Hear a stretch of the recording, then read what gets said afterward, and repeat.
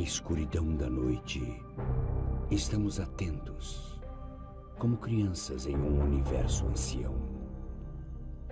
Nós tentamos encontrar o homem no espaço e procuramos o significado nas estrelas. Nós procuramos por respostas. Nós procuramos pela vida. Talvez não a vida como a conhecemos. Um mundo à parte, não é? Sei o que vi naquela noite. Era real. Durante os últimos 50 anos, relatos de OVNIs e contatos com seres extraterrestres têm alcançado proporções astronômicas.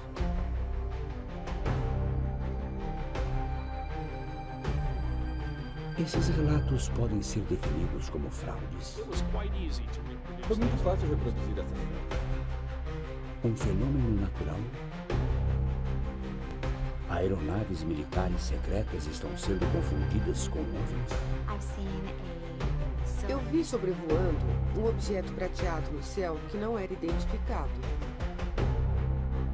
Essas aparições existem apenas em nossas mentes? Ou a vida inteligente além de nós? E os extraterrestres estão mais próximos do que imaginamos?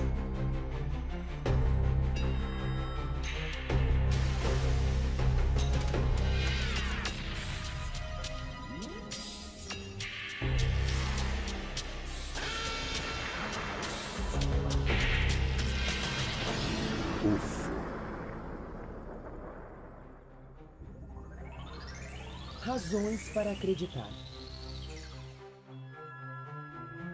Há tempos ficamos intrigados com a possibilidade de vida em outros planetas.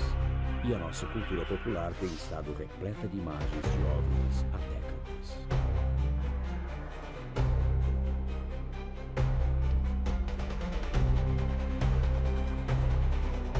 Mas os primeiros grandes relatos documentados de aparições de OVNIs no mundo real surgiram nos últimos meses da Segunda Guerra Mundial.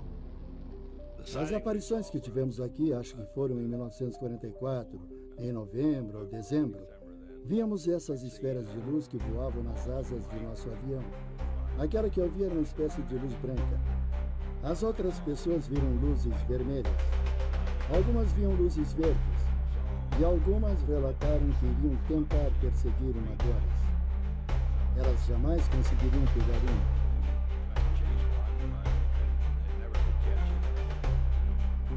Nós íamos na direção dela e ela acompanhava o nosso movimento. Nós nos afastávamos dela e ela ainda estava conosco. E eu tentei mirar nela, mas não consegui.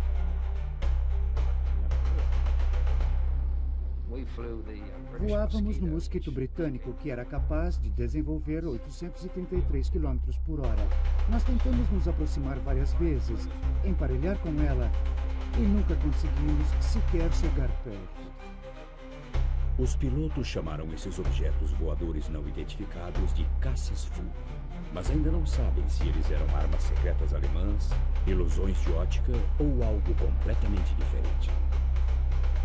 Eu acho que as alternativas existem, seja a imaginação, alucinação ou realmente algo extraterrestre, ou um objeto alemão controlado do solo. Mas em 50 anos eu não vi nada que tenha mudado a percepção de que eram objetos voadores não identificados.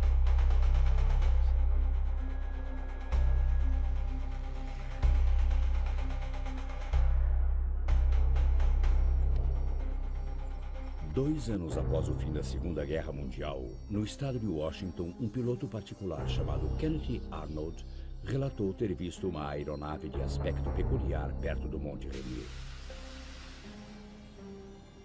A aeronave aparentemente começou a se mexer e se virar e estava voando mais rápido do que qualquer coisa que Arnold já tinha visto. A notícia sobre a aparição foi espalhada pela imprensa e o termo discos voadores foi cunhado.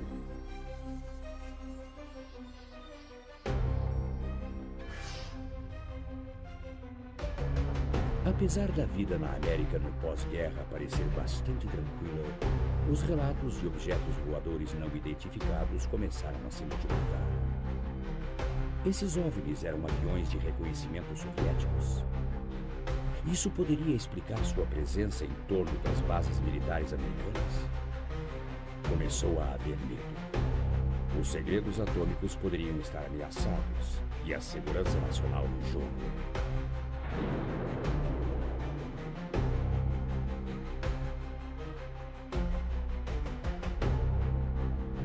Dada a sua potencial importância, os relatos de OVNIs e os raros filmes de testemunhas não chegaram à polícia ou aos cientistas. Em vez disso, durante 22 anos, eles foram coletados como parte do Projeto Livro Azul para investigação pela Força Aérea. O chefe do projeto explicou o motivo. Antes de mais nada, tentamos determinar se o fenômeno dos OVNIs é uma ameaça à segurança dos Estados Unidos. E determinar se o fenômeno dos OVNIs inclui algum avanço tecnológico que poderia ser canalizado para pesquisa e desenvolvimento.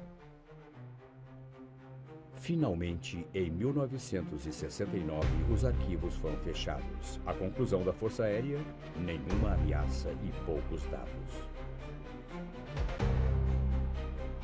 Eles analisaram 3.201 aparições. Eles categorizaram cada uma delas, fizeram uma avaliação de cada uma e o que descobriram foi que 21% dos casos examinados tinham de ser classificados como desconhecidos, completamente separados e distintos dos 10% que foram classificados como informação insuficiente. Descobriram que quanto melhor a qualidade da aparição, maior era a probabilidade de ser algo desconhecido. Ainda assim, o que o secretário da Força Aérea disse ao público? Ele disse: acreditamos que nenhum objeto descrito como disco voador já tenha voado sobre os Estados Unidos.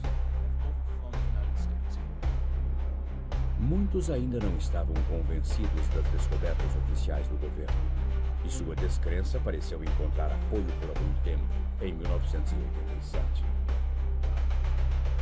Foi então que o pesquisador britânico Tim Good pôs as mãos num documento informativo que foi endereçado ao presidente eleito Dwight D. Eisenhower e datado de novembro de 1952. Os papéis pareciam revelar o resgate clandestino de extraterrestres após a queda de um objeto voador no Novo México em 1947, realizado pelo governo.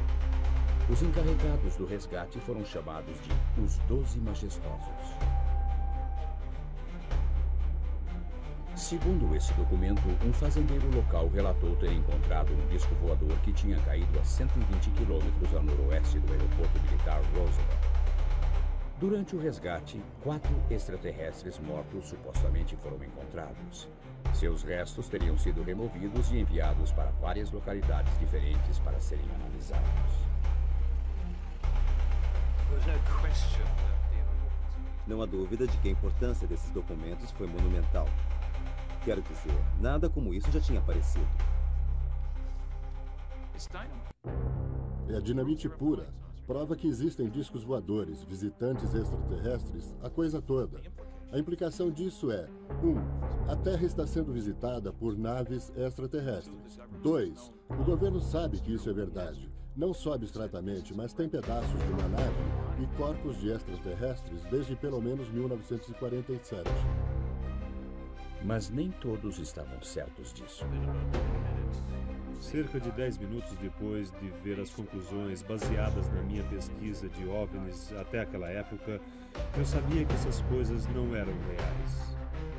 Entre os documentos que Tim Good recebeu estava um memorando do presidente Truman ao seu secretário de Defesa. Críticos afirmavam que sua assinatura era idêntica àquela que estava em outro documento. Um problema para analistas de documentos. Qualquer pessoa familiarizada com análise forense de documentos sabe que uma pessoa nunca assina o seu nome 2 vezes da mesma maneira. E isso sugeriu que a assinatura do documento genuíno, que provava que não era um OVNI, tinha sido cortada por um falsificador e colada nesse falso documento presidencial para dar um ar de autenticidade.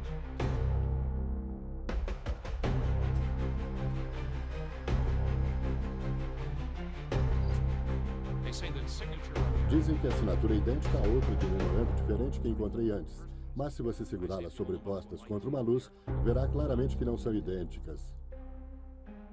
Independente disso, apesar do próprio Tim Good admitir que a carta pode ter sido forjada, ele não descartou a informação contida nela.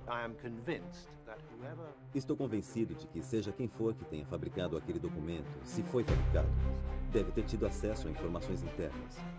Não há como não ser assim. E não há dúvida alguma de que os documentos dos 12 majestosos levaram as pessoas para a direção certa, e acredito que as informações contidas neles são precisas.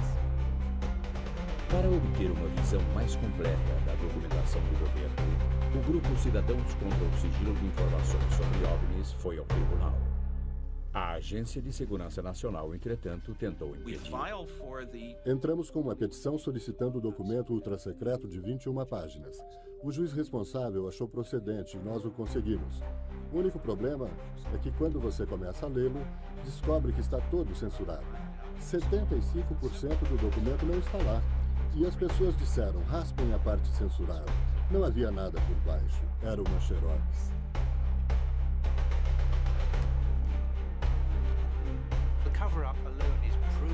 O acobertamento disso é provado pela liberação de documentos por agências como o FBI, que negaram qualquer envolvimento em pesquisas de OVNIs até que a Lei de Liberdade de Informações mostrasse que eles estavam mentindo.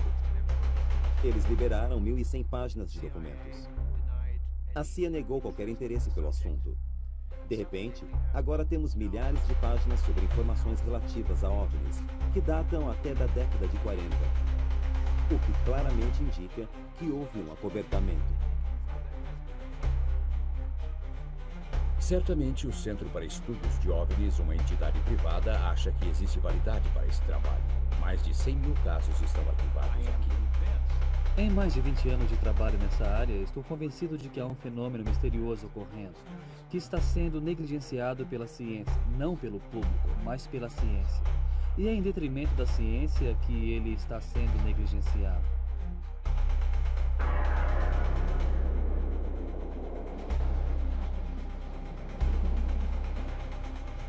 Em março de 1990, na antiga União Soviética, caças são enviados para investigar luzes pulsantes a nordeste de Moscou.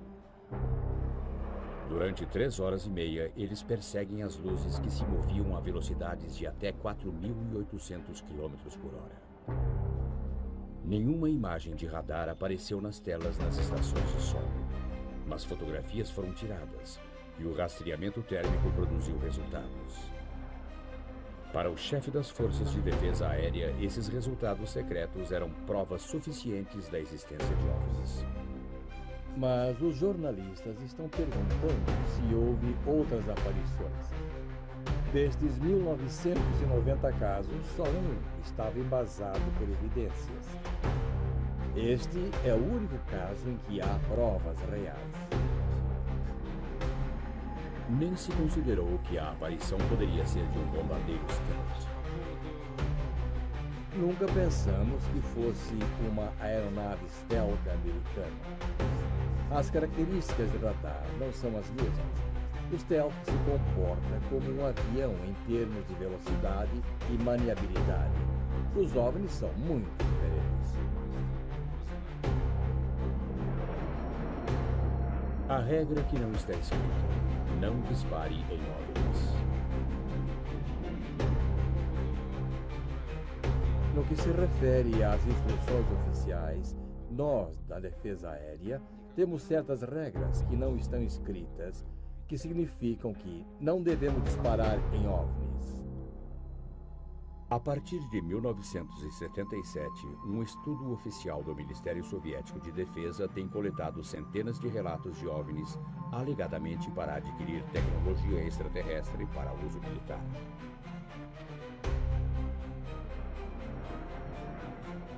Seus arquivos listam muitos casos. Em um caso, um piloto relatou ter visto uma luz se aproximando quando, de repente, sua aeronave começou a descer rapidamente. Apesar de ter aterrissado em segurança, houve danos na asa esquerda.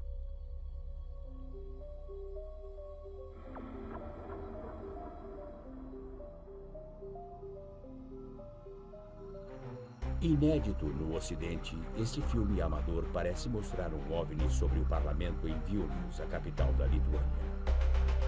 A aeronave paira sem produzir ruído e aparentemente aterrissa.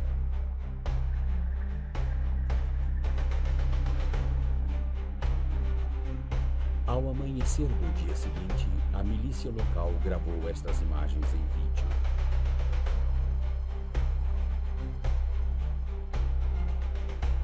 Aumentada, a aparência do visitante noturno é esta.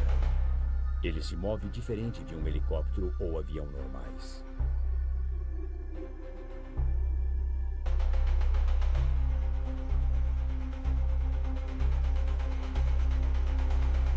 Em outro incidente soviético, centenas de pessoas acharam que viram um OVNI gigante sobre a cidade de Petrozavodsk, no noroeste da Rússia, em 1977. Mas estudos estabeleceram que era o propulsor de um satélite lançado secretamente.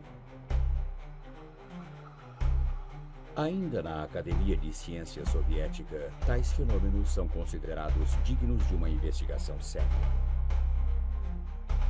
Além dos estudos militares, esse corpo governamental para pesquisa acadêmica coordena uma coleta nacional de informações para análise científica. Aqui, o Comitê Central de Estudos de OVNIs coleta dados de 10 outras academias científicas. Eu gostaria de dizer algumas palavras sobre nossos métodos. Para algumas aparições, realizamos investigações de campo.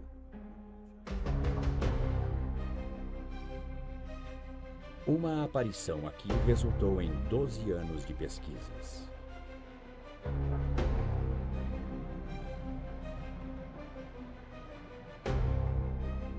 Passageiros de um trem relataram ter avistado um OVNI. Uma aeronave metálica que aterrissou nas suas proximidades. O biólogo Yuri Zmiakov acredita que houve mudanças permanentes no cenário. Acreditamos que este pode ter sido um local de aterrissagem. Esse é um lugar muito interessante, porque tem campos magnéticos muito fortes. Seus experimentos descobrem que criaturas vivas estiveram neste local. Essas descobertas são consistentes com os estudos de outros lugares onde OVNIs aterrissaram, onde o solo aparentemente parece não ter mais vida, nem mesmo micróbios. O mais intrigante de tudo é que amostras de terra tiradas dos locais de aterrissagem contêm minúsculas esferas. Seu trabalho o levou a concluir que essas esferas eram de origem extraterrestre, contendo o DNA, a semente da própria vida. Nos Estados Unidos, testes dessas amostras foram divididos. Os resultados indicam que as esferas são de origem desconhecida ou partes comuns de sistemas de filtragem de água do solo. Ainda assim, alguns pesquisadores russos acreditam que microtecnologia extraterrestre está sendo colocada aqui por gatunos interplanetários. Dado o interesse mundial, os pesquisadores têm tentado classificar relatos de aparições de OVNIs e encontros com extraterrestres. Quando um objeto voador não identificado é visto, mas nada mais, ele é rotulado de contato imediato do primeiro grau. Quando deixam rastros, ele se torna do segundo grau. Depois, existem os contatos imediatos do terceiro grau, quando as pessoas relatam ter observado extraterrestres. Nos contatos imediatos do quarto grau, a testemunha realmente interage com os extraterrestres. Em novembro de 1980, em Todmorden, Inglaterra, Alan Godfrey, um experiente oficial de polícia, estava numa ronda noturna quando viu um objeto que não podia identificar. Eu estava fazendo minha ronda noturna, então decidi que iria a um determinado local naquela noite. Quando eu estava para voltar, eu vi na Fernley Road aquele objeto. Quando eu cheguei perto, ficou evidente que eu não estava olhando para uma coisa que normalmente encontraria ao amanhecer em Todmorden, sabe? Achei que poderia ser um balão de ar quente que tinha caído. Mas, obviamente, quando me aproximava mais, percebi que era um objeto metálico, feito pelo homem. Era uma coisa construída, não era uma alucinação, era real. Esse objeto tinha 6 metros de largura. Tinha 4,30 metros de altura. Tinha o formato de diamante. A metade inferior dele girava, a metade superior estava parada. Tinha uma série de janelas escuras, ou poderiam ser painéis. E se eu saísse do carro, pegasse um tijolo e atirasse nele, provavelmente descobriria se eram janelas ou não. As árvores que se alinhavam à beira da estrada estavam sacudindo violentamente, mas ainda assim, enquanto eu estava dando partida no carro, não senti nenhuma vibração. Não ouvi ruído algum, mas é claro que eu não ia sair do carro. Peguei a minha prancheta, coloquei-a no meu joelho e comecei a desenhá-lo. Mas quando estava desenhando o objeto, de repente eu estava do outro lado dele, dirigindo o carro da polícia, e o objeto tinha partido. Um período de tempo tinha passado. Após uma regressão hipnótica, o policial lembrou-se de mais detalhes. Existe uma escuridão completa e depois uma sensação de flutuação, como se eu ou outro veículo, seja o que for, estivesse flutuando. Depois acordei num quarto. Nesse quarto havia um humanoide muito alto.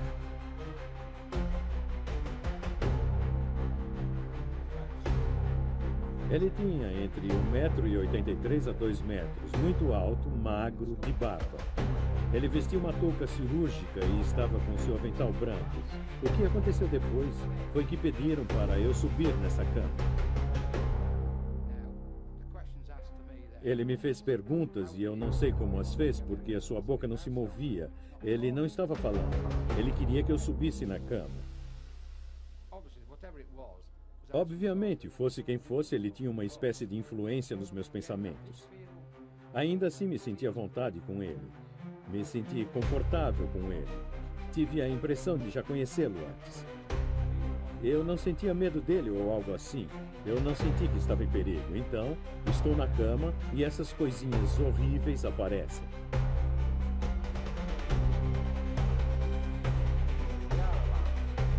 Eles tinham o formato de uma lâmpada. Seus olhos eram escuros, negros.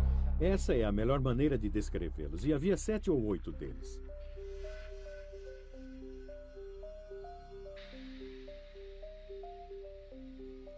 Policiais nas proximidades disseram que tinham visto uma luz no céu, e Alan Godfrey insiste que seu encontro foi genuíno.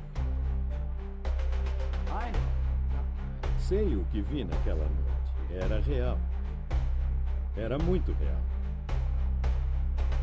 Em 1974, em Landry, no país de Gales, os moradores sentiram grandes tremores. Os tremores não tiveram uma causa natural.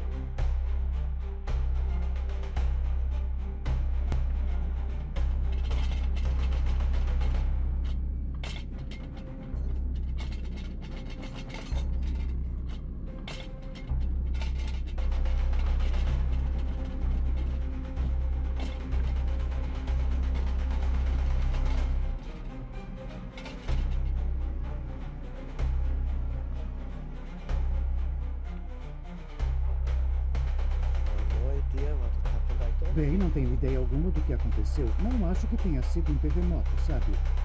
Ainda acho que não foi um terremoto.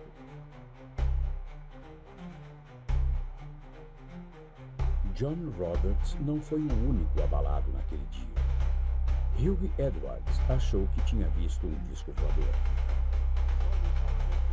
Eu vi esse objeto vir da montanha. Era do tamanho de um ônibus. Era luminoso de uma ponta a outra. Ele atravessou a montanha em direção à estrada. Eu estava bem ali. Ele mergulhou como se fosse bater e sumiu da minha vista, indo para o vale. Bom, eu já tinha ouvido muitas coisas sobre discos voadores e pensei, bem, é isso aí. O único som que eu ouvi era como passando pelo ar. Realmente eu fiquei muito surpreso ao vê-lo.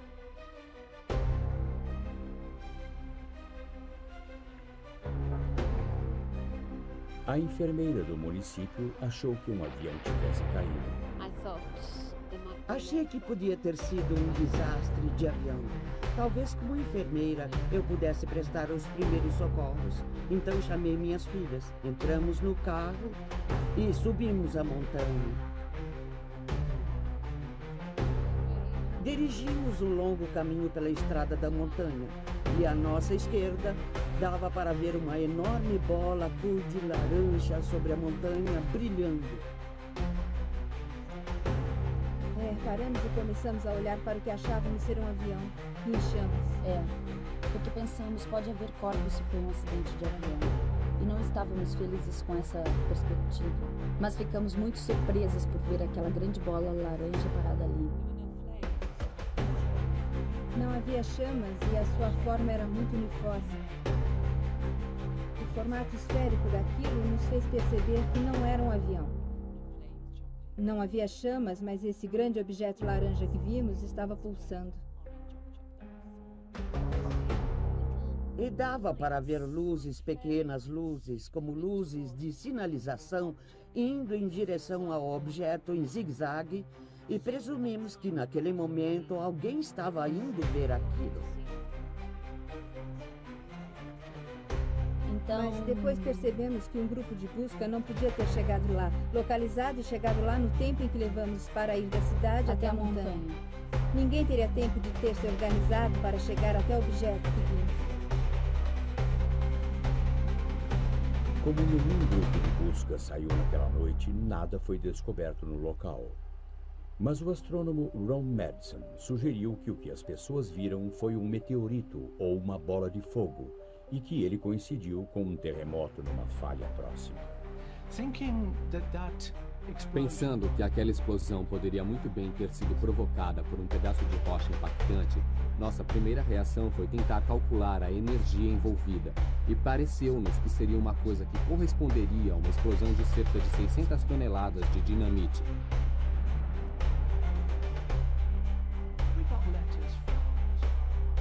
Recebemos cartas de lugares como Penzance e do norte da Irlanda e de Derby, todas relatando visões de uma luz brilhante, com um brilho comparável talvez à meia-lua, movendo-se pelo céu com a velocidade de um avião, mas sem som, e deixando um rastro de fumaça, exatamente como um objeto em chamas caindo. Nos dias seguintes, perceberíamos, é claro, que a cidade não está muito distante da falha bala, que está ativa e vem se movendo regularmente há milhares de anos. E naquela época, nós não sabíamos, mas naquela noite houve movimentação na falha. E isso é uma evidência incontestável. Foi uma coincidência. Havia bolas de fogo no céu, ao mesmo tempo em que houve um movimento ao longo da falha de bala.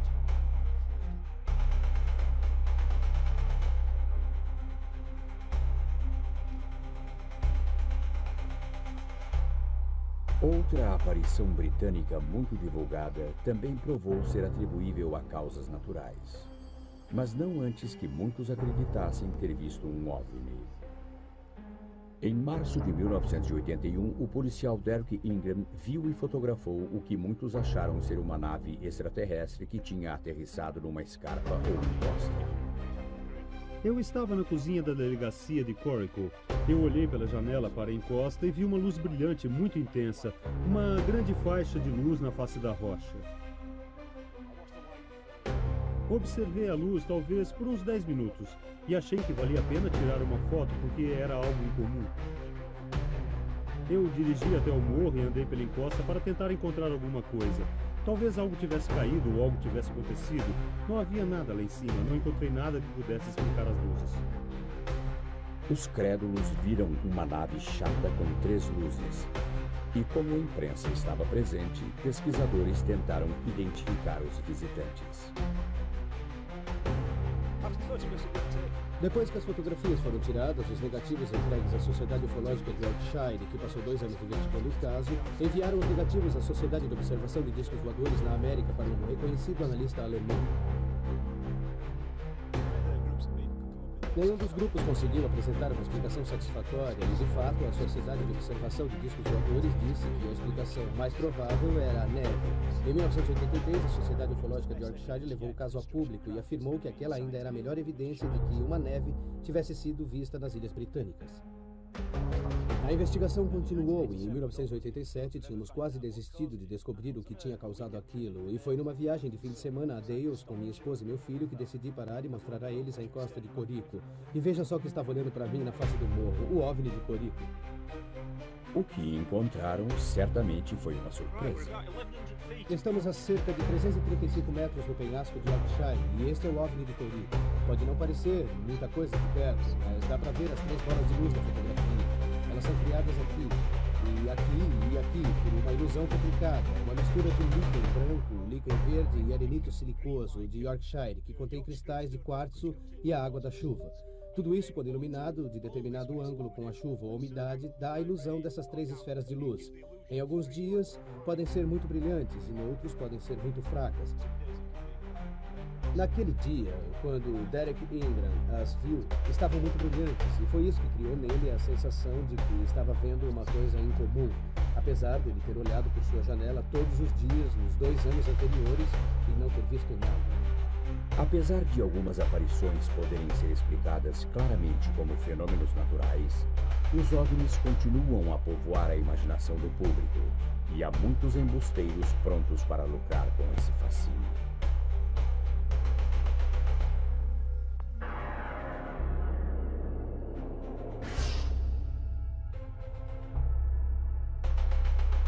Em Gulf Breeze, Flórida, em novembro de 1987, o construtor Ed Walters afirma ter tirado fotos instantâneas de um OVNI 3 vezes maior do que uma casa. Para ele, foi apenas uma de muitas oportunidades fotográficas, quase abduções e observação de alienígenas. Apesar de ter vendido 2 livros sobre o assunto, Ed não permitiu que suas fotografias fossem incluídas neste programa.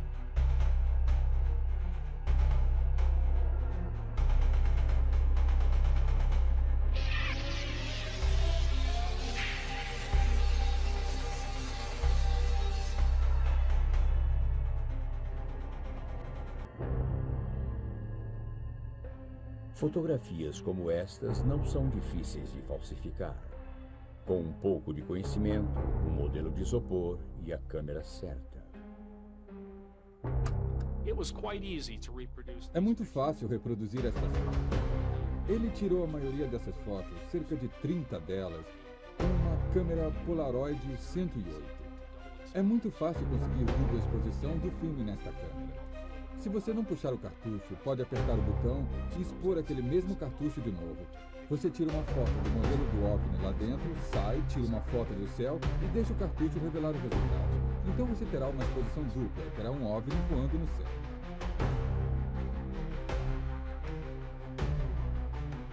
Ainda assim, o Walters tem seus discípulos e o analista de fotografias Bruce Maccabee é um deles. Físico pesquisador do governo, Maccabee acredita em OVNIs e é o autor de muitos estudos científicos sobre eles. Eu analisei todos os filmes e vídeos que foram feitos por Ed Walters. Eu acho que estudei a maioria dos vídeos que foram feitos por outras pessoas de lá. Ele está parado ali. No que diz respeito a fotos e vídeos de Ed, é minha opinião que são reais. Analisei esse material cuidadosamente, levando em conta as críticas que têm sido feitas contra ele. E encontrei motivos para rejeitar as críticas. No beisebol, você erra 3 bolas e está fora. Para Ed Walters, neste caso, a primeira bola foi quando um modelo foi encontrado no sótão de sua antiga casa. A segunda bola foi quando um jovem chamado Tommy Smith se apresentou e afirmou que havia uma testemunha que viu Ed criando as fotos de OVNI com uma dupla exposição. A bola 3 foi quando eu fiz experiências fotográficas e fui capaz de duplicar muitas dessas fotos, especialmente as fotos difíceis como um OVNI pairando sobre a estrada. Então, a minha conclusão é, errou 3 bolas e está fora. Publicamos as primeiras fotos das aparições de Gulf Breeze em novembro de 1987. E eu estava tentando imaginar como apresentá-las, tentando repassar tudo o que aconteceu em Gulf Breeze. quando meu pessoal entrou, eu disse: vocês não vão acreditar no que vamos publicar no jornal esta semana. E mostrei as fotos. E eles disseram: foi isso que vimos. O Sentinel só deu continuidade à história porque muitas outras pessoas em Gulf Breeze haviam visto o OVNI na mesma noite em que Ed havia fabricado as fotos. Já vi 3 outras aparições à luz do dia e mais de 100 aparições à noite no Parque Shoreline em Gulf Breeze. Eu testemunhei mais de 170 aparições. Eram luzes vermelhas e brancas, pairando sobre e em volta de Gulf Breeze, na Flórida. Já vi uma cúpula prateada não identificada no céu. Nunca tinha visto algo assim antes. E foi simplesmente inexplicável.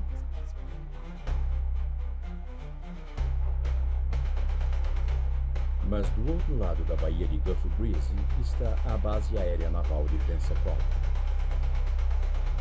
Uma explicação encontrada pelos habitantes é que algumas aparições não passam de brincadeiras feitas pelo pessoal da Marinha na base.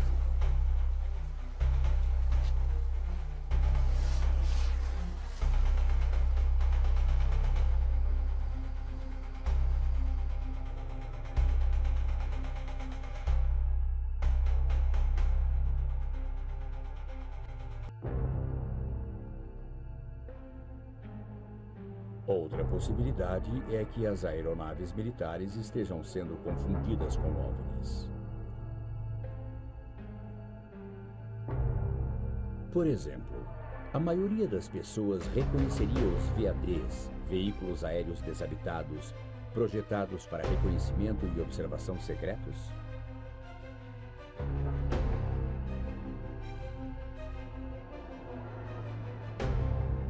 Ainda assim, apesar do fato de que certas aparições podem ser embustes ou então explicadas por fenômenos naturais ou causados pelo homem, continuamos à procura. Nosso fascínio só cresce enquanto os cientistas descobrem evidências de vida em outros planetas. Ele só cresce enquanto se torna cada vez mais razoável acreditar que não estamos sozinhos no universo. Se os sinais de vida em Marte provarem ser verdadeiros, a vida extraterrestre em geral pode ser ainda mais disseminada. Astrônomos calculam a quantidade de civilizações que podemos esperar detectar no espaço. Eles utilizam a equação de Drake, do professor Frank Drake. O primeiro fator é o índice de formação de estrelas na nossa galáxia. Quanto mais estrelas você produz, mais moradas potenciais de vida irão existir.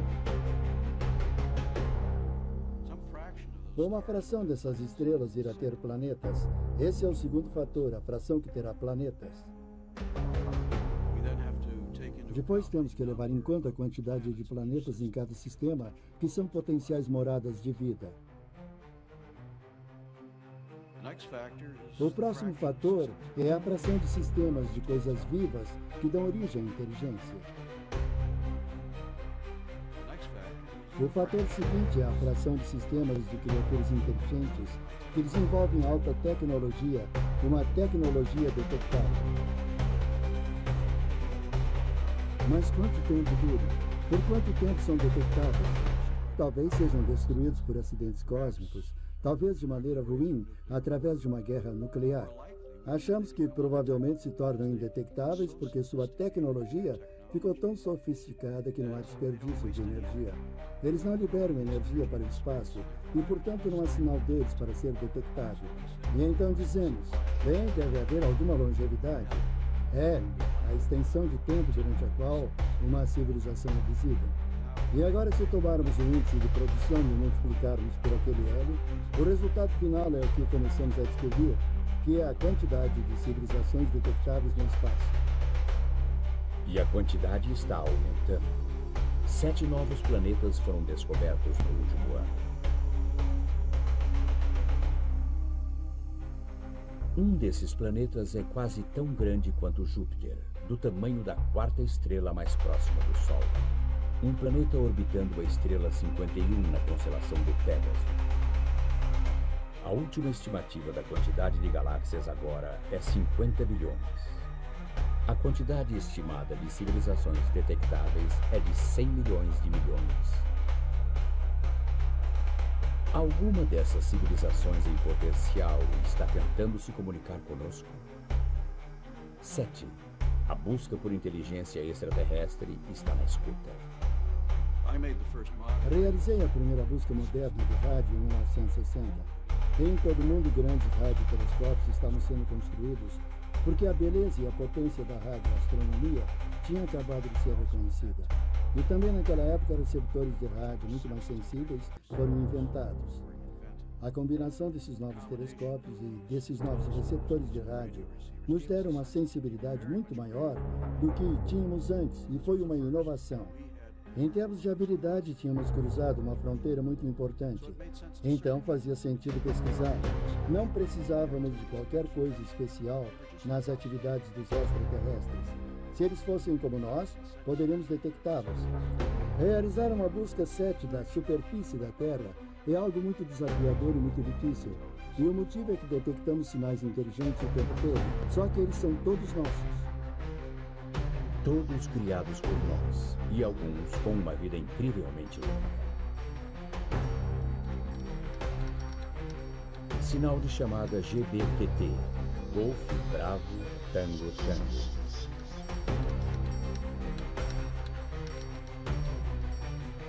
Mais de 30 anos após ser enviado, um sinal codificado na época da guerra dirigido ao Queen Mary foi recebido pelo seu sucessor, o QE-2. O QE-2 usa o mesmo sinal de chamada. O sinal veio e estava endereçado para Golf Bravo Tango Tango, que é o sinal de chamada do QE-2, mas eram as letras sinalizadas do Queen Mary. E o oficial de rádio que recebeu o sinal reconheceu o Golf Bravo Tango Tango e pensou que era para esse navio. Mas, na verdade, quando o recebeu, ele percebeu que era um sinal da época da guerra, que obviamente ficou ricocheteando pelo espaço por 30 anos. Enviado ao Queen Mary na década de 40, o sinal chegou em 1978. Ele estava ricocheteando pelo espaço, como o Capitão Arnold sugeriu, ou de algum modo foi interceptado e enviado por alguém ou alguma coisa que ainda não identificamos. Detectamos algum sinal inteligente de outro mundo? Jerry Ehman pode ter detectado, direto de uma fonte fixa perto do centro da galáxia, para o grande radiotelescópio da Universidade Estadual de Ohio. Um telescópio maior do que 3 campos de futebol.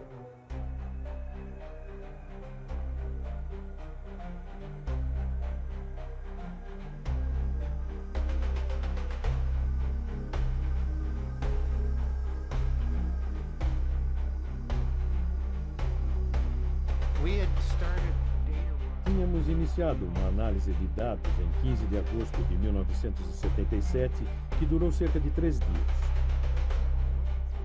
Enquanto eu estava olhando os dados impressos, estava gravando e marcando todos os sinais fortes, fora do comum. E me deparei com um que era muito mais forte do que qualquer um que já tinha visto. E fiquei tão surpreso com isso que escrevi a palavra "uau" como um ponto de exclamação na margem, sem mesmo pensar.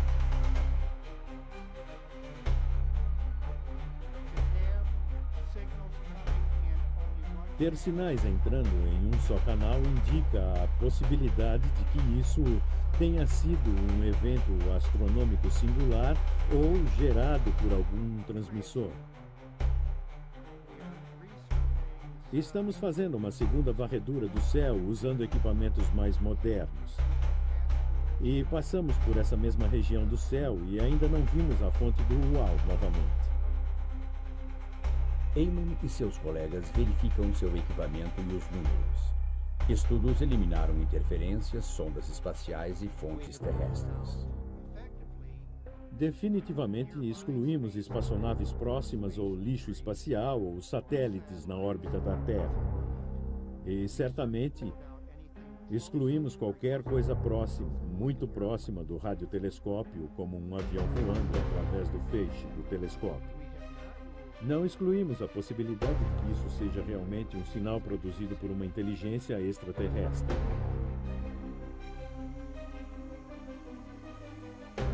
A transmissão de um sinal é uma coisa, mas existem maneiras de se viajar essas vastas distâncias do espaço.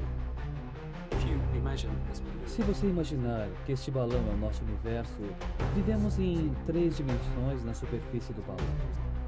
E foi sugerido que pode existir o que chamam de buracos, que atravessam um balão de um lado a outro, ou conectando pontos, o que nos permitirá viajar de um lado do balão até o outro através de um atalho.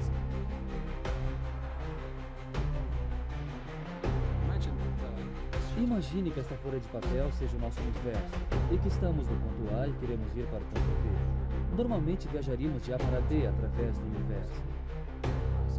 Mas seria legal, claro, se pudéssemos encontrar um meio de envergar o universo em outra dimensão, trazer esses 2 pontos juntos e depois dar um passo para o outro lado. E isso é uma espécie de dobra espacial. Dobraríamos o espaço para trazer esses pontos para perto um do outro. Até agora, a resposta continua teórica. Por ora, estamos limitados a enviar aeronaves num espaço próximo, para colher informações, capturar imagens e medir condições. Outros também podem estar fazendo isso. Com essa pergunta, voltamos ao nosso fascínio por algo maior, algo diferente. Voltamos ao nosso fascínio enquanto continuamos a olhar para o céu, olhando, ouvindo e esperando.